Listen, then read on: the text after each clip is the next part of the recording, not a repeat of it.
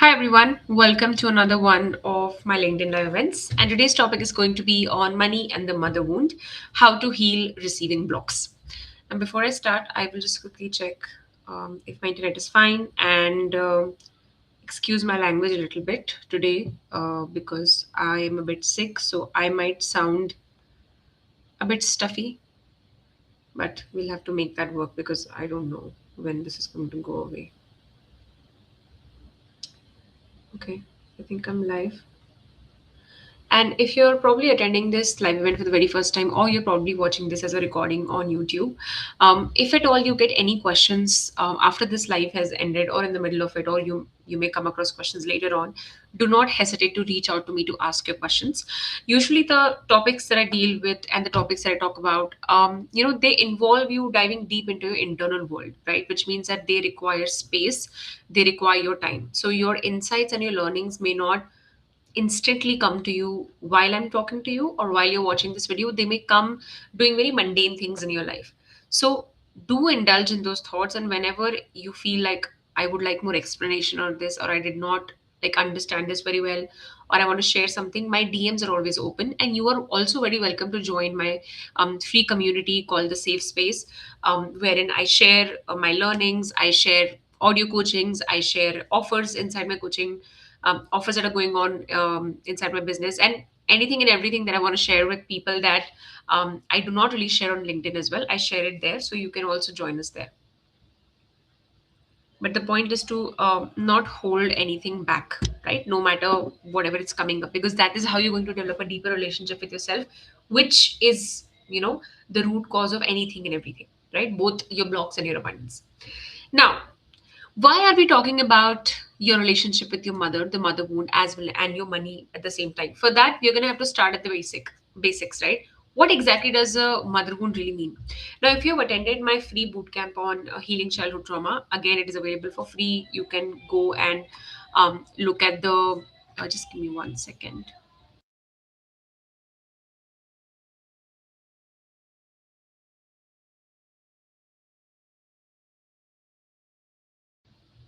Yeah, sorry. So, if you have watched the 4-day bootcamp on healing childhood trauma, it's available for free. You can go watch it. I have spoken about mother wound extensively there. In fact, it is something that I also spoke about in the last masterclass I did a little bit. It is on Unblocked, which is the career design masterclass. You can also go and watch there. Now, mother wound, as the name suggests, it is about your relationship with your mother, right? Now, you have to understand that when you are conceived by your mother, right, you are inside of her. So basically, she is the one who's feeding you everything through her body. So you basically learn to receive from her when you are inside, when you're inside her, when you're growing, right? Even when you come out of your mother's womb, right, when you're actually into this world, you are completely dependent on your mother for everything, right? Like your mother is consistently regulating your emotions, and that is why a mother's emotions is transmitted into the child, into the baby, right? So like for the first 6 months, the child does not even recognize the mother as a separate entity, right? The child believes that me and my mom are the same. And that is why if you take a child away from his or her mother, specifically in the first 6 months of his or her life, for a longer period of time, the child is going to develop separation anxiety, right? And it does affect them for a pretty big area, for a pretty long long period of their life. So you learn to receive anything and everything from your mother, right? So your mother is basically your receiving blueprint. Because what is a blueprint? Blueprint is the most initial um, rules and formulas, and basically the, I would say, structure that is formed inside of you around receiving. So your mother is responsible for giving you things, and you receive from her. So your how you are going to receive anything in life is going to determine very gets determined very early on in your life, based on what the dynamic has been between you and your mother, right? So for example, let's say your mother was very busy while she was tending to you, and she always had to rush to household chores, she always had to do this or that. There's a very high chance that you're going to have attachment issues. There's a very high chance that you're going to experience separation anxiety very well into the adulthood, right?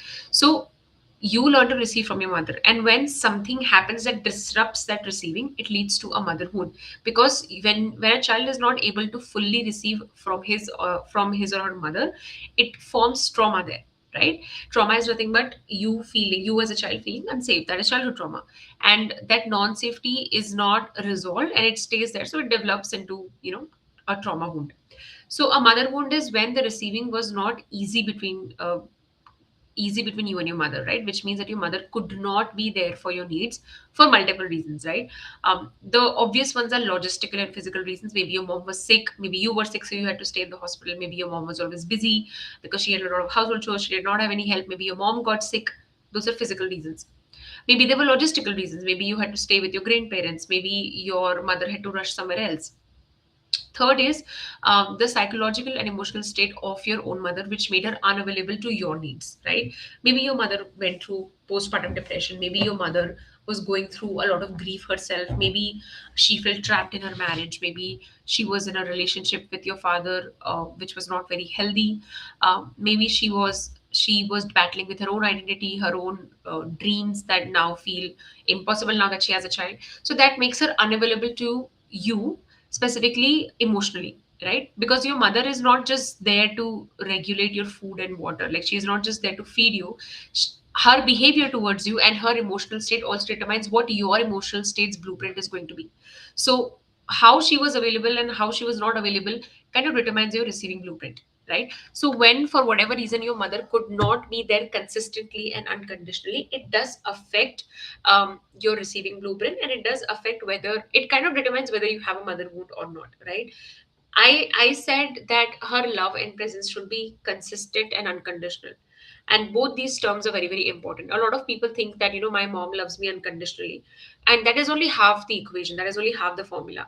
Was your mother able to be consistently present for you? Like, was she there when you needed her? You see, because as a child, you don't have a lot of vocabulary. Okay. As a child, you completely rely on your parents to be there for you. And that is why children cry or children throw tantrums. Whatever they do, they are just trying to communicate. That's the only way they can communicate, right? They don't have a lot of vocabulary. So, was your mother actually consistently there for you? Because when your mother isn't really there for you, no matter how much you ask for her, what tends to happen is that you learn that no matter how much I ask, no matter how much I want her, she's not here, right? So that leads to a trauma wound, right? And to cope up with the trauma wound, you form coping mechanisms, right? Which is what we're going to talk about in the next part, in a few minutes. But the point is that the mother wound is a result of you not being able to receive unconditional and consistent love from your mother, right? Which means that either both of them were missing or one of them were missing. Of course, when both of them is missing, the mother wound is far deeper. And if one of them is missing, the mother wound is there, but it is still not as deep as when both of, like, the consistent love is also consistent presence is also missing, and unconditional love is also missing, right? Now, how is this related to money? Like, why is this relevant to money? So you have to understand what money is actually. Okay, money is not real. Money is a man-made concept that we have made to basically make the trade easier, right? Because before money, we used to have barter system means that you used to exchange goods for goods, right? And that was very inconvenient, so we came up with fiat currency, which is what we use, right? The coins and the note, and now we also have digital banking systems and all of that. So this is not real. This is just a system that we have created to basically facilitate the flow of resources from here and there a bit more smoothly, right? So the reason it is related to money is that you don't earn money, okay? You learn to receive money. That is why two people can have the exact same skill set, but they receive very different amount of money. Because if you would have been really getting paid for your talent, then there are, and I mean it in the most humble way possible, there are far more talented people than you, right? Whoever is watching, there are far more talented people than me, but they are being paid far lesser than us, right? Similarly, it could be the case with you as well. Maybe you are far more talented than the people who are getting more paid more than you. Because money is not a result of talent. Okay, money is a result of how open you are to actually receiving it, how open you are to actually inviting it into your life. So, when receiving from your mother has not been easy, receiving anything in life is not going to be easy. Anything in life that we want, it is a result of, are we open to receiving it? Love, support, money, opportunities. We are either open to receiving it or we're not open to receiving it. You can't go out there and hustle, because again, if hard work would have made that, if hard work meant that you make more money, then there are far more hardworking people than you and me, right? But yet they are not paid that much. So you have to understand that money is about receiving it. Are you open to actually receiving it? Now, of course, I you must have questions at how am I actually stopping myself in receiving money. That's what we're going to talk about. Now, coming back to the motherhood that I was speaking about, as I told you that, see, for you to understand motherhood, you need to understand how trauma actually forms. Okay, when a child goes through an experience that makes him or her feel unsafe, either physically, emotionally, or psychologically. Okay, all the three things matter. What tends to happen is that a child does not know how to regulate the nervous system. A child does not know how to make themselves feel safe. It's like, when you see your niece or nephew like running around and they fall, their instant reaction is to cry. They don't know how to regulate the nervous system. Whereas you, as a grown adult, when you fall, you get up, you see, okay, am I hurt? What am I supposed to do? You will sit, you will calm yourself down, you'll probably breathe, or you'll probably take care of yourself. So you know how to regulate yourself, right? I mean, there are adults who don't know that also. That's a whole different ball game, but I'm assuming that you do know how to regulate yourself, right? But children do not know that. Children do not know that if I've fallen down, I can breathe. I will be okay. These are things parents teach them, right? You must have seen parents teaching their kids that whenever you fall down, you don't have to cry, like you're stronger than that. Or you must have seen parents calming down their kids. So basically your parents teach you how to regulate yourself, and kids don't know how to regulate themselves. So growing up, when your mother was not there to regulate to regulate you, as well as to meet your needs emotionally, psychologically, as well as physically, because again, you feel safe when you're in your mother's arms as a child. What tends to happen is that you start to feel unsafe inside your body, right? A child gets anxious, child starts to feel unsafe. So the first thing a child does is it screams, it asks for his mother. But when the mother does not come, even then, the child kind of resigns and gives up, right? He stops crying, he kind of goes into himself, and that is when a trauma wound starts to form. Similarly, even if, let's say, your mother does come after a lot of screaming and crying, again, there's a trauma wound that's formed that tells you that, I have to put a lot of effort for my mother's attention to come to me, for me to basically receive from her. So a trauma wound starts to form when there is nobody there to actually meet your needs as a child, right? So the mother wound forms when your mom is not there to meet your needs. So when a child experiences a trauma wound, and it is in a lot of pain, right? The child is in a lot of pain, the child does not know how to deal with it. Your body does something in that moment. Your body comes up with whatever coping mechanism it can in that moment to end that painful experience, right? Because whenever you're going through pain, your body will suddenly kick into its survival instinct. You will go into survival mode, and you'll basically decide to cope with it very unconsciously, because human bodies are very smart. You're going to pick up a coping mechanism to end that painful experience. So to cope with mother wound, you come up with a lot of coping mechanisms, and those coping mechanisms become the receiving blocks, right? Those coping mechanisms become the receiving blocks that stops money from coming into your life, and that is what we're going to talk about right now. Okay, I'll just check. I feel like I'm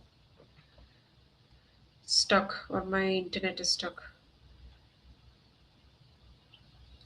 Let me see.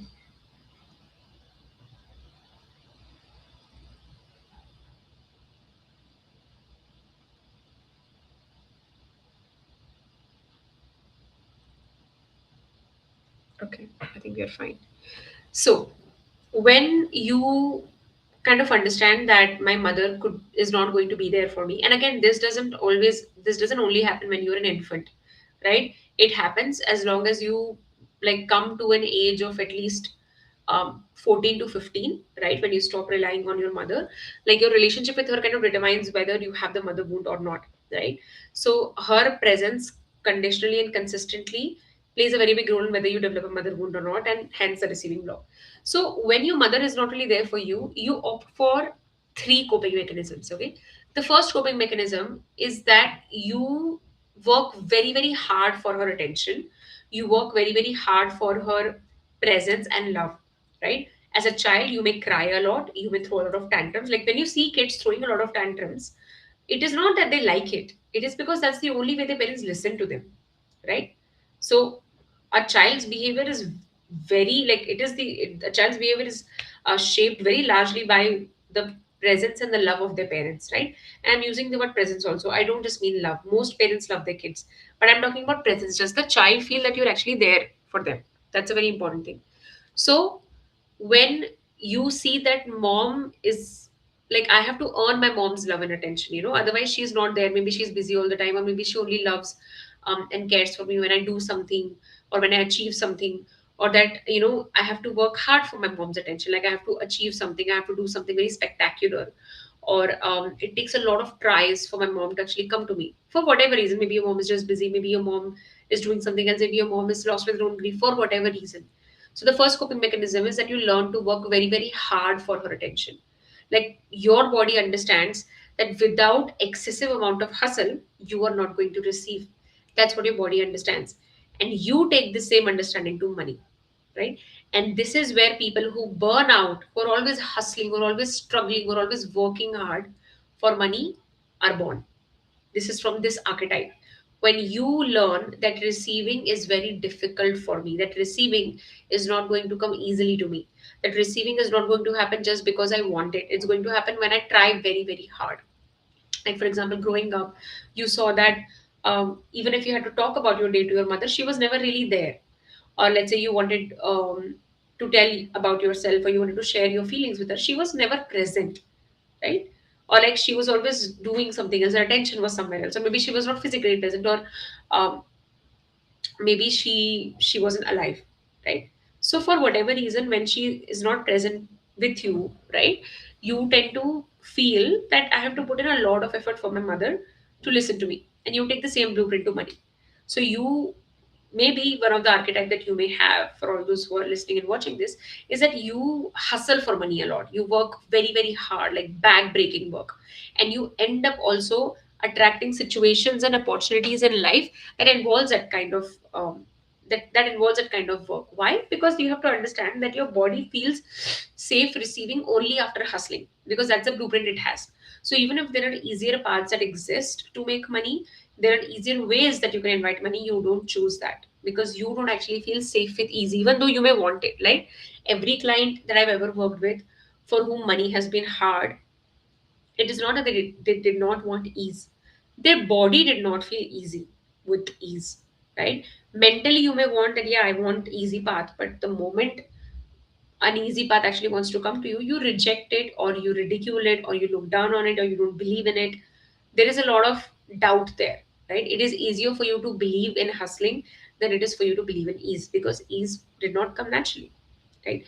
The next coping mechanism is when you convince yourself that you don't need your mother, right? Like this is where the child just resigns to himself and just starts convincing himself that, I anyway don't need my mom, like I can take care of myself. This is where the hyper independent individuals are born, where they become the kind of kids that people don't have, their parents don't have to worry about. They, are that self cleaning oven where it takes care of itself, like you don't have to worry about them. And these kids then grow up to also have a big receiving block, because they convince themselves that they just don't need it, because it is very painful to realize that I want my mom but she's not there. And because that pain is too big, the coping mechanism could be that, I don't need it at all. So instead of wanting something, right, I will just convince myself that I don't need it. This is where people who say that, I anyway don't need a lot of money, or money is the root cause of all evil, or I believe in humility, I don't believe in running after money. This is where these people come, where they don't want to accept also that they have the desire, because to accept means that I will have to accept that it is not easy for me, that I will have to accept that no matter how much I want it, it will not come into my life. That realization is very painful. So it's easier for me to convince myself that I don't need it at all. Now this is another receiving block, because what is happening is that instead of thinking about money from a practical objective way, thinking about how you can actually create it, you have just convinced yourself that you don't need it at all. You've convinced yourself that, anyway, I'm happy with what I have. And this is not contentment. People like to mask it as contentment. This is not contentment. Contentment is a different feeling. It comes from a more fulfilled place. This is convincing, right? This is giving up the way you had to give up on your mother tending to your needs. The third one is becoming numb and frozen. Now, this is where you tend to become numb about your mom's presence, right? Like you feel frozen around her. You feel that I don't know what to do. Like even if she tries to show affection to you now, you feel like I don't know what to do with this, right? Or that I don't know how I feel about it, or that you like it makes you uncomfortable being around your mother for a long time, right?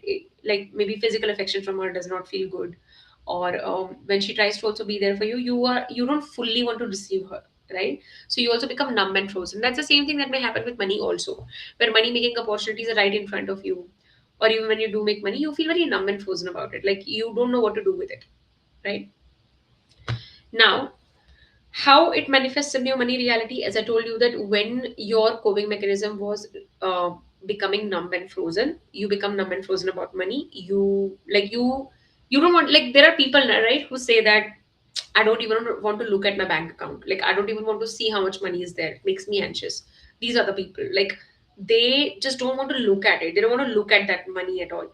And when you don't look at your own finances, you have to understand that what you don't like when you fail to plan, you plan to fail, right? When you're not planning your finances, when you're not talking about money, like there are people, right, who say that in Hindi, like मुझे पैसों के बारे में बात नहीं करनी, मुझे पैसों को देखना ही पसंद नहीं, मुझे सोचना ही पसंद नहीं है, right? Like I don't even want to think about it. I don't want to look at it.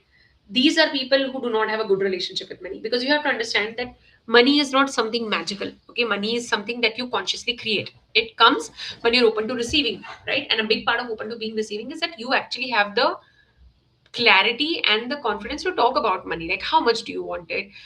In what amount of time you would want it? What are the ways you can want it? When you are completely running away from it, right?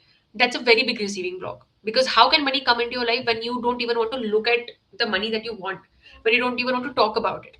Like, people who say that मुझे पैसे समझ नहीं आते, मुझे finance समझ नहीं आता. This is not real. Nothing about personal finance is complicated. The reason it feels complicated in your body is because your body feels unsafe, right? Your body does not know how to deal with these conversations. The next kind of receiving block you may have could be that you can only receive through hard work and hustle. Like, you could be somebody who who's very rigid that money can only come to me in one specific way. Like, let's say, for example, you have a job, and it's something I hear from people who have a job very often. They believe that money can only come to me through a lot of hard work, and it can only come through my salary. They are very closed off to any other opportunities. They're very closed off to any other sources of income, right? Or even any other support. So you believe that money can only come to me through hard work. Like, even if that easier paths exist, you may laugh about it, you may ridicule it, you may look down on it, you may not believe it, or you may think that it cannot happen to me. मेरे साथ तो नहीं हो सकता, sort of a thing, right? So you believe that money can only come through hard work. And even if money wants to come easily to you, you reject it. You don't feel easy with ease, right? So you end up attracting people, you end up attracting opportunities, you end up attracting jobs and businesses in life that involves you to constantly be in a state of survival mode, because that is where you feel safe, right? Being in survival mode makes you feel like this is my home, this is what I know. And you have to remember that your body will always choose a familiar hell over an unfamiliar heaven, because our bodies always give priority to what is something you have been doing for a very long time. You may not want to choose the hard path. Definitely, it is not something that anybody wants. But your body is used to it, and trauma lives in the body, not in your mind. And that is why no matter how much you know, how much you read, unless and until you have not released released trauma from your body systemically, which only happens inside trauma informed coaching sessions, it's going to keep coming back to the hustle and the hard work. You're going to keep convincing yourself, or you're going to create hard. Uh, you're going to make it hard for yourself to make money, right? The next is when you chase money, when you're desperate about it, when you're always thinking about, how can I make more of it? How can I do this? How can I do that? Right? You may think it's ambition, but it's not. Ambition is grounded. Ambition is something that does not exhaust you. Ambition is something that actually fuels you. But when your ambition is exhausting you, then it is not ambition. There is a deeper feeling beneath, right? That's a feeling of chasing and desperation, because that was your coping mechanism with your mother. You worked for her attention and her love your entire life. So now you do the same thing with money. And all of these three are receiving blocks, right? These are the major ones. There are smaller receiving blocks that kind of come under them.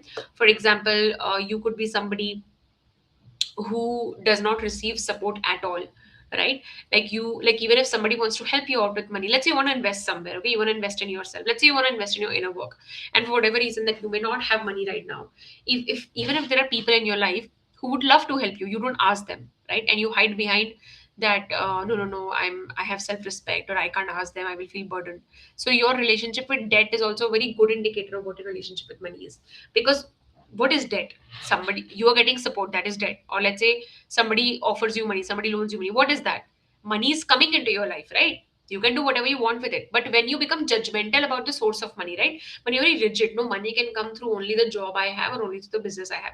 You're very closed off to money coming from anywhere else. Or you judge it. That's also a receiving block, right? Because you don't believe that I can accept ease in my life. Because when somebody offers you money, they're giving you an easy path. They're not saying that you forget about it. It does not mean that you will keep it and you will not return it back. The point is how you react to it. Like all the big businesses in the world, you will see all the big entrepreneurs, like I'm talking about really big entrepreneurs, like people who have billion dollar industries, they don't use their own capital, right? They always take out a loan from the bank. They don't use the capital to do business, right? And whenever they approach loans, right, they look at it as, we have so much capital, now we can make use of it. That is how you look at money. You look at money as a tool. How do I use the money that, let's say, somebody has given me, or money that I'm investing in myself, to make even more money? But when you have a receiving block, you treat debts or loans or support, actually support that you get, as a burden, right? Because you believe that I do, deep down you believe that I don't deserve ease, right? That easily some nothing cannot happen, easily things cannot happen for me, easily money can't flow into my life, right? And you can take any stance that you want here. You can take the moral stance that I no, I can't take help. You can take another stance that, no, I want to do it on my own. Like, when people say I want to do it on my own, it is not always coming from a healthy space. It is sometimes coming from that I don't know how to receive support. Nobody was there to support me. So now I don't know how to receive support, right? So you create struggle. You delay taking help. You delay taking help because, again, right, struggle feels easy than to accept support, right? Struggling, undernourishing yourself, staying anxious, that feels easier than investing in yourself or doing anything for yourself, right? Because struggle feels familiar, ease does not. Or another symptoms of this is, when you constantly think 100 times before investing in yourself, buying things for yourself, or when it comes to you, you always make a lot of mental mathematics before doing anything, right? And that should again tell you that you make receiving difficult for yourself now, because you tend to treat your inner child the way your parents treated you. So when receiving was difficult for you as a child, now you make it difficult for your inner child to receive as well. Like if your inner child is telling you that, what, I do need help, I can't do this on my own, you know you may say that no, try. You may say that look at other people. You may say that no, why am I the only one who needs help? So again, right, making it difficult for your inner child to receive help, to receive support, or whatever it is that you want, because that is how your childhood was, and that's the blueprint that you treat yourself with. Now, there are deeper layers to it which we uncover more in our one-on-one sessions, because experience that you have with money is going to be deeply personal to you. Okay, we all share different money realities based on the kind of life we have led and the kind of inner work we have done. However, if you want to understand the mother wound even better, go watch my free bootcamp on healing childhood trauma. I've spoken about it there in depth. And if you want to also understand how your unhealed trauma could be affecting your career, because a lot of times, people tend to look at their careers from a place of, I have to apply to this job, I have to take up this course, but a lot of invisible blocks are also at play. So if you're interested in that, I also did a wonderful free masterclass called Unblocked, the career design masterclass. You can also go and watch that. Now let's talk about how can you actually start healing these receiving blocks. Like how can you actually start receiving money, right? And again, I want to mention, you can't go out there and say that I will just earn money, because earning money would have been the case, and believe me, the kind of money some people have, they would not have that. The reason it is about receiving is because you actually have to be open to money coming to you through every way. You become rigid because you don't know how to receive easily, right? Just give me 1 second.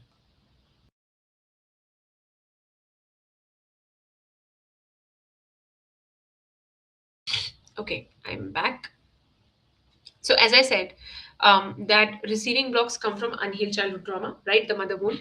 Now it is impossible to receive it, to completely get rid of it or heal it on your own. It is systemic work. It involves you connecting with your inner child, in inner child healing sessions, as well as you connecting with your mother systemically, inside trauma informed coaching sessions, to like completely let it go. So if you want to completely let it go, you need to undergo trauma healing, right? But there are things that you can do on your own right away as well, right?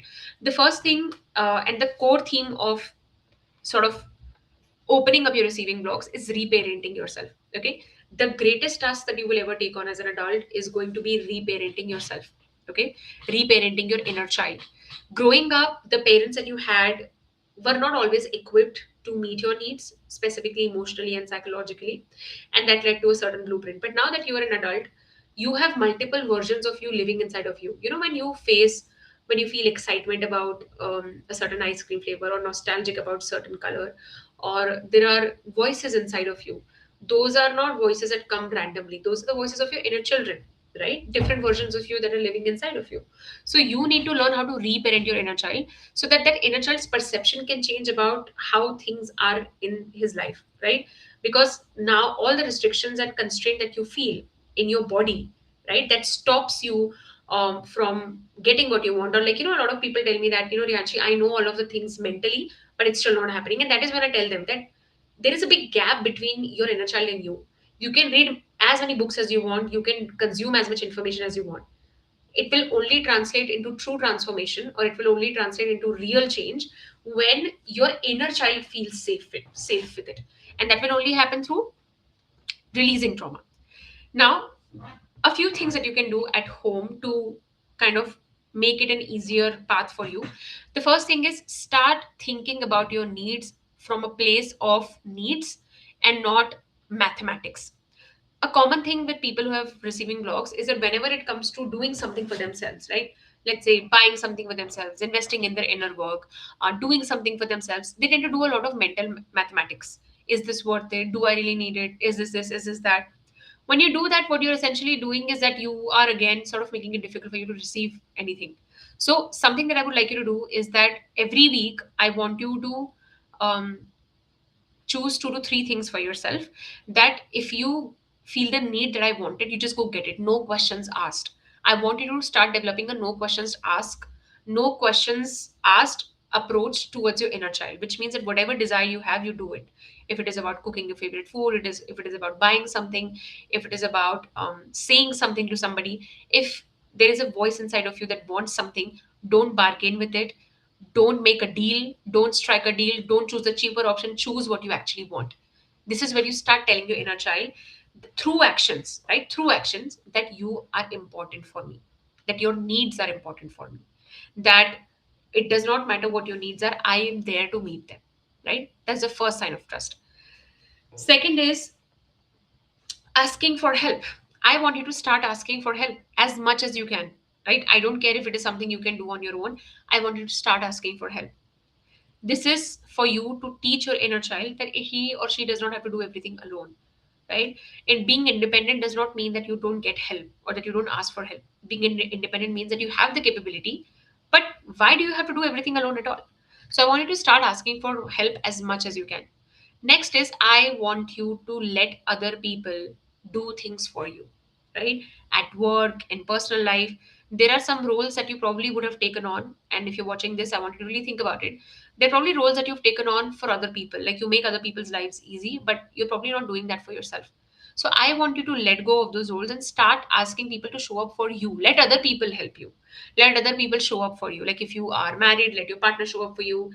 If you live with your parents, let your parents show up for you. Let your friends show up for you. Let other people do things for you. Allow them. And I'm using the word allow because people who have receiving blogs don't give other people the opportunity to help them. Like, they're always in this state that, in English or Hindi, they say that मैं खुद ही कर लूंगा या मैं खुद ही कर लूंगी. I will do it. I don't want to inconvenience other people. That may look like a great moral principle to you, but if you are somebody who has a receiving block, it's not working out for you. Okay, you are alienating and isolating your inner child more and more. You're basically telling your inner child that, we are all alone. We have to deal with everything alone. So you tighten that relationship with money even more. It becomes more constricted. So I want you to allow other people to show up for you, right? Small favors here and there, right? Doing small things for you, but start asking. Allow other people to actually help you, right? Next is allowing yourself to really think about money from a place of desire. Like, what is it that you desire in your money reality? Not just need that this is what I need, but what do you actually desire to do with that money? Whatever amount of money you want. This is for you to develop a relationship with money, right? Start asking yourself, how much money would I want to make? How much money feels good to me? And if I have that money, what would I like to do with it? This is for you to develop a relationship with money that is beyond just surviving or beyond just chasing, right? And the last one is that take some time and create some resources in your life to actually invest in your inner work, to actually work one on one with a trauma informed coach to heal your mother wound. Because you need systemic release work to actually get rid of such an old feeling. You can't do it on your own when you haven't ever gone through trauma work, right? And if you always, if you need help, you can always reach out to me, or you can also reach out to any other coach of your choice. That is fine. But the point is to work on it, right? Because if you don't, it affects you in different ways. Like, there are many opportunities that you would let go of. There are many opportunities that you are very qualified for, but you don't capitalize on because you have receiving blocks, right? So money is something that you can't go and hustle for. It is something that you have to be open to receiving. A very fun example I always like to give people is about influencers during COVID. A lot of people kind of judged influencers that, what are they doing and what are they doing, what are they doing with their life, and how this is never going to work. But they went and made humongous amounts of money. The only difference between us and those influencers was that they were open to receiving money. They were not rigid about how it comes into their life. And you can be judgmental about it, you can be anything about it. That is not my concern. You can call it what you want, but the point is that they treated money as an objective source. They found out that this is something that works, so they did it. You have to understand that money is not an emotional thing. Like, when you make it a moral issue, right? This is good money, this is bad money, you start to block it, right? You start to block it in your life because you're judgmental about the source. You're not focused on the source. Like, you're not focused on money, you're judgmental about how it comes into your life, and that does not make you morally superior. Please understand that. That just means that you are making it hard for yourself, right? So don't judge where support comes from. Let it be it debt, be it someone's support, be it whatever it is. If you take that money and you make it into even more money, that is that is what indicates that you have a good relationship with money. That is the whole point. A lot of people get stuck in the source of it. A lot of people get stuck in that it can happen only this way, it can happen only that way. When you become rigid, you make it difficult for yourself. So please understand you're bad about it. Now, of course, I'm not saying that you go do corruption or you go kill someone. I'm not talking about that. And I think that's self-explanatory. What I'm talking about is stop judging the source it comes from, right? Money is not more valuable or more useful because it comes after struggle. This is something that you believe because that's a belief that has kept you safe. That's the belief that your body feels safe in. But that belief is not helping you. That's, keeping you in the burnout cycle. That's keeping you emotionally exhausted. That's not helping. So if and whatever it is that you need to do to release these blocks from your body, do it, right? Because if not, then the other side is something that you're already living, right? And which is not very easy, which is not very fun. Okay. So this is the mini explanation of what mother wound is and how can you start, sort of opening up yourself, opening your receiving blocks, so that you can sort of so that you can invite money to come into your life, right?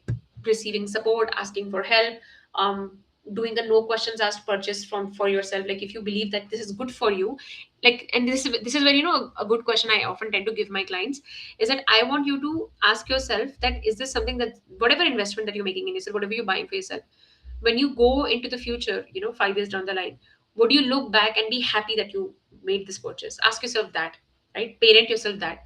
Like, parents tend to think long term for their kids. It's your job to now parent your inner child. So start thinking in long terms. When you start to when you penny pinch and when you become stingy, when you sort of become a miser, you're not thinking long term. You're thinking from a place of fear. You're not thinking in terms of expanding money. You're thinking in terms of what feels safer to my body, that is storing unhealed trauma.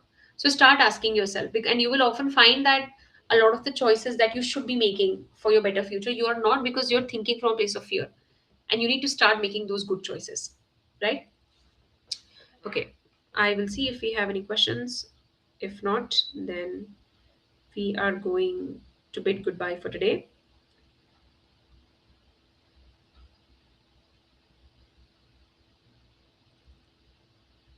Okay, I don't think we have any questions. I will be talking about a lot more. I will be talking about money blocks in a lot more detail in the coming weeks. So do keep a check out on my profile for new resources. And I have also done other live events on money, and I also have a wonderful class on healing your relationship with money. You can find it in my Talkmate page, and I will also link it in under this live event.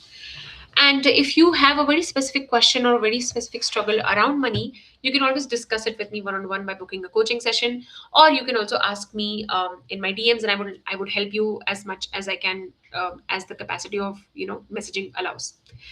Thank you so much for joining. For those who did, and for those of you who are watching this as a recording, think, reflect, form your own opinions, and I'm always happy to hear your opinions. So share it with me as well. Bye bye.